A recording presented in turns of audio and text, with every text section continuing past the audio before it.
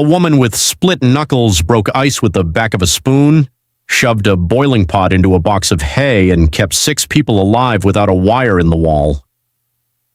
Dust Bowl country, early 1930s, Oklahoma Panhandle. Families were losing farms, banks were folding, and store shelves might as well have been 100 miles farther away than they already were. Today, you are told survival begins with gear, subscriptions, experts, and a truck full of plastic. But your great-grandmother survived on skill, timing, and things she could touch with her hands. And number 20 on this list kept food cold through an entire winter without a cord, a compressor, or a power bill. Number 12 prevented a nutritional disaster industrial America stumbled straight into. And number 3 turned scraps, salt, and patience into something modern science now has to admit was powerful all along. Then came the quiet replacement. Appliance companies, industrial food processors, regulators who trusted factories more than families. Knowledge that once lived in kitchens, sheds, and smokehouses was mocked, regulated, or simply erased. Let us count them down. Number 25. They banked fire instead of relighting it. On the frontier, nobody wanted to waste flint, matches, or dawn energy, so they buried coals under ash at night. In the morning, one breath, one handful of dry tinder, and the house had heat again. It smelled like char and sleep in last night's oak. We traded that habit for total reset living. Everything off, everything dependent. The old lesson is simple: don't just consume heat, preserve it. Number 24. Pine pitch did more than stick arrows together. Hunters, trappers, and cabin builders heated resin with charcoal dust and fiber until it turned black and glossy. It sealed cracks, fixed handles, waterproofed seams, and in a pinch, helped cover small abrasions from dirt and wet. Now you buy 5 products for what one sticky lump once did. Your takeaway: when a material solves 3 problems, keep it close. Number 23. Before refrigeration, there was the spring house.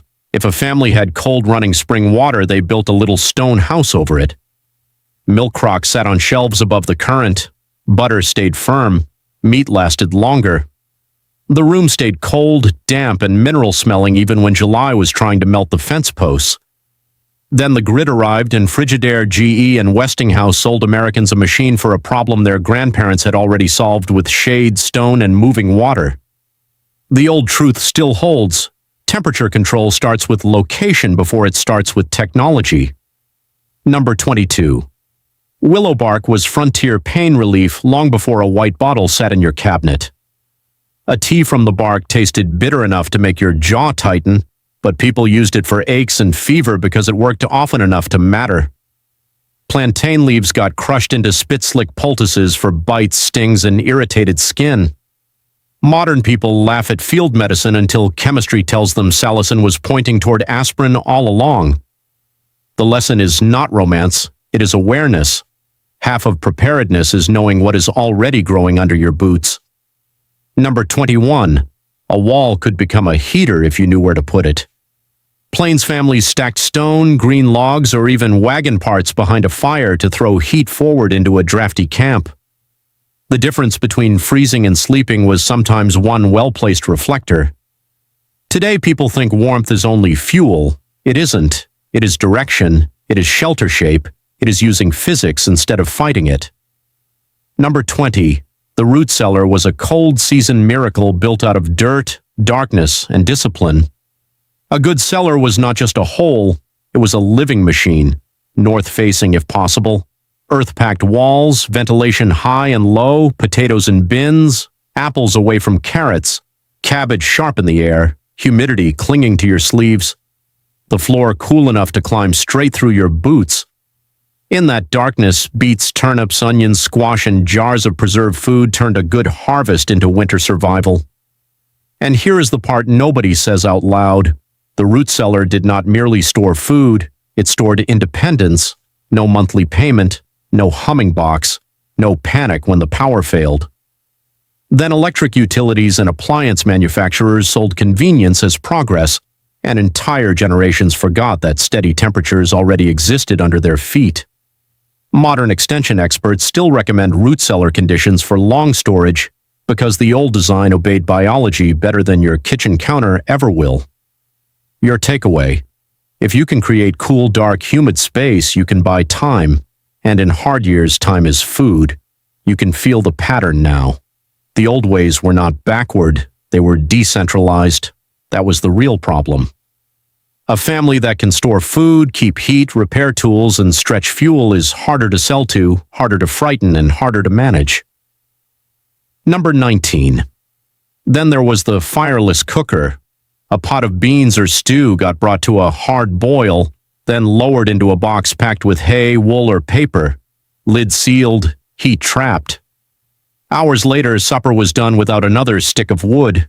No smoke, no tending, just retained heat doing slow work in silence. Depression-era families loved it because fuel was money and money was blood. Today it comes back disguised as the thermal cooker, and suddenly experts call it clever. The skill never stopped working. The branding changed. Number 18.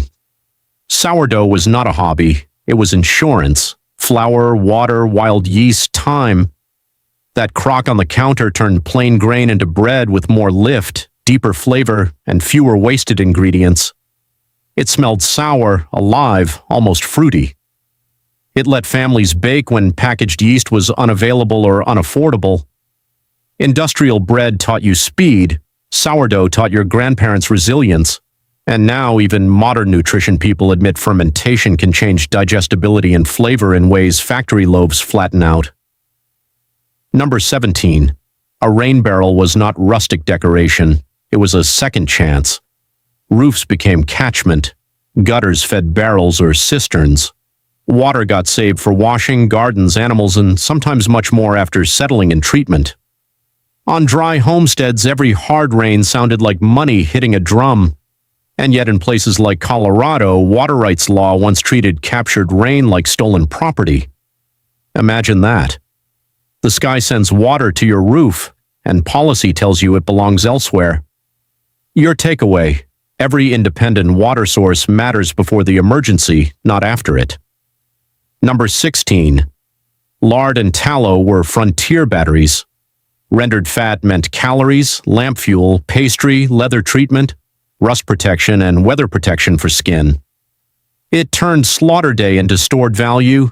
It smelled rich, heavy, faintly sweet if done right. We were trained to fear fat, then sold seed oils, chemical lotions, and disposable everything. Old families understood a harder truth: when you waste fat, you waste survival. Number 15. Wool kept people alive when cotton would have killed them. Not pretty, not light, not fashionable. But wool still insulates when it gets damp. Socks, blankets, coats, petticoats, saddle pads.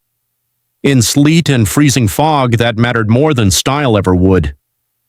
Modern outdoor gear finally relearned what your grandfather already knew: stay warm when wet, or you are gambling with the night. Number 14. Ash, sand, and boiled water cleaned more than people think. Before aisles of branded cleaners, kitchens used abrasives, heat, and alkalinity. Ash cut grease, sand scrubbed iron. Boiling water reset cloth and tools. It was not glamorous, it was effective. Then chemical convenience moved in, and suddenly simple cleaning looked primitive because it wasn't profitable. The lesson: sanitation is a method, not a label. Picture a woman at a table under lamplight turning a boot in her lap because there would be no new pair that winter. That is the emotional center of all this. Survival was not about one heroic act. It was about refusing to let small failures become fatal. Number 13. They repaired leather before it became an emergency. Boots got patched, harness got restitched. Holes were caught when they were still finger width, not fist width. The smell of hide, oil, and wet thread meant tomorrow's work was still possible. Disposable culture makes neglect feel normal. Frontier culture knew maintenance is mercy. Number 12. They treated corn the right way, and industrial America paid for ignoring it. This one matters a lot. In many traditional systems, dried corn was soaked and cooked with alkaline ash or lime.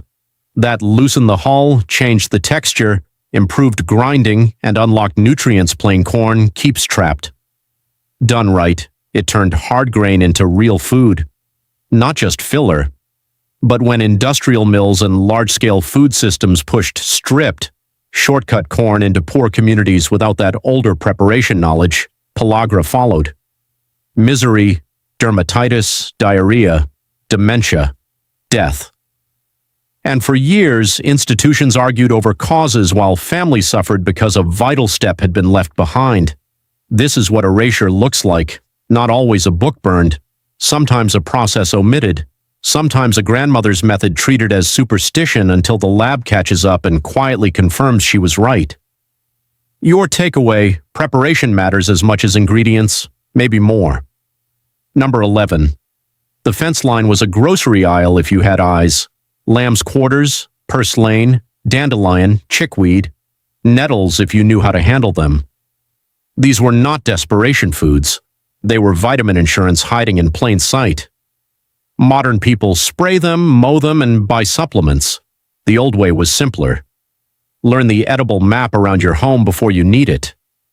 Number 10. Smokehouses turned thyme into meat. Salt first, airflow second, smoke steady, never rushed, hams hanging dark, bacon firming in the cure, the air thick with hickory, salt, and patience. This was not flavor theater. This was protein stretched across seasons. Then came centralized meat packing, refrigerated trucking, and dependence on long supply chains. Armour, Swift, and the industrial packers made local skill feel unnecessary until shelves go empty. Then suddenly the man with smoke knowledge looks less old-fashioned and more dangerous to ignore. Number 9. Bones were never trash. Marrow, broth, rendered scraps, even glue stock. Families pulled value from what modern kitchens throw away without a thought. A pot simmering all day filled a house with iron-rich steam and turned remains into strength. The lesson is brutal and beautiful. Waste is often just knowledge you no longer have. Number 8. Seed saving. Kept the next year from belonging to somebody else. Beans dried on the vine, corn selected by hand, tomato seed fermented and dried. Families chose what survived drought, heat, pests, and poor soil on their own land. That is adaptation money cannot fully buy. Then hybrid dependence rose, and later the corporate seed world, Pioneer, Cargill, Monsanto, and the rest, turned reproduction into a product line. Your takeaway: if you cannot reproduce your food, you do not fully own it. Number 7. Soap from ash and fat meant hygiene when stores were gone. Rendered grease and lye water from hardwood ash made a harsh but honest soap. It cleaned hands, clothes, tools, and sometimes wounds when nothing else was available. It bit the skin a little. That was the point. Clean was not supposed to smell like cucumber melon. Here is the uncomfortable part. Some of what was lost did not disappear because it failed. It disappeared because abundance made discipline feel embarrassing. And when discipline becomes unfashionable, dependency walks in, smiling. Number 6. Cold frames let families cheat the season. A scrap wood box, old window sash on top, dark soil underneath. That little trap of sunlight and shelter started greens early and carried them later. Frost outside, tender leaves inside, simple, quiet, effective. Number 5. They cook the whole animal because hunger does not care about preference. Tongue, liver, heart, feet, neck, fat back, soup bones. Nothing was glamorous, but everything had a use.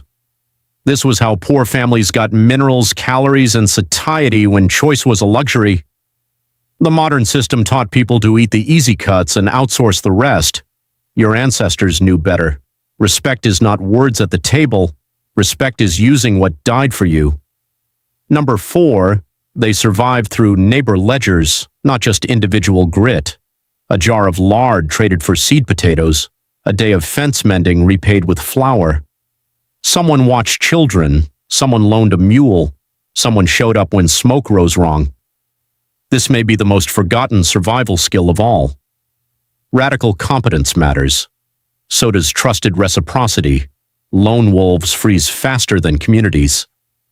Number 3. Fermentation turned fragile food into stored life. Crocks of sauerkraut in cellars, cucumber pickles clouding in brine, sour milk becoming something usable instead of wasted. This was chemistry done by smell, sound, and patience. A hiss from the crock, salt on the fingertips, that bright, sharp scent that told you invisible work was happening. And now the science world, after spending decades sterilizing everything in sight, has to circle back and admit fermented foods can support microbial diversity and preserve nutrients in ways industrial processing often flattens. Your great-grandmother did not need the word microbiome. She had a crock, a cabbage, and the sense not to let food die on the table. Remember that. The old kitchen was not primitive. It was biologically literate. Number 2, they cache supplies because one storage place is no storage place. A sack in the loft, a jar buried cool, extra kindling under cover, dried food split between house and outbuilding. Frontier people understood fire, flood, theft, and bad luck long before emergency managers started saying redundancy. One point of failure is not efficiency, it is a trap. Number 1, the greatest survival skill was the worldview underneath all the others. Use everything, waste nothing. Learn the land before you need the land. Store in seasons of plenty. Repair before failure. Share with people who share back. Trust what works under stress, not what looks impressive in comfort. That was the frontier philosophy. That was the Depression philosophy. And if you listen closely, it is still the only real survival philosophy worth having. If this knowledge disappears, families do not just lose techniques. They lose bargaining power. They lose calm. They lose the old confidence that says, we can make it through. Pick one, just one. Start a sourdough jar, plant a cold frame, save seed, bank coals in spirit if not in ash. Then come back and tell me what changed in the way you look at your own kitchen, your own shed, your own family line. And if you want more of what they buried, not nostalgia, but usable inheritance, subscribe, and we will keep counting it back into the light.